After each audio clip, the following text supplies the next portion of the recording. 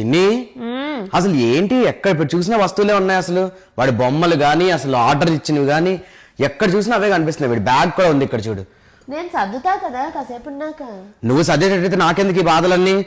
అసలు నీట్నెస్ మీద ఎవ్వరికి ఏమాత్రం లేదు. ఆర్గనైజ్డ్ గా ఉండడం అంటే తెలియదు. నాకేంటంటే ఎక్కడ తీసినా అక్కడ పెట్టుకోవడం అలవాటు. ఇలా రిటర్న్ ఇచ్చేవన్నీ కూడా ఒక దగ్గర పెట్టుకోవడం అలవాటు.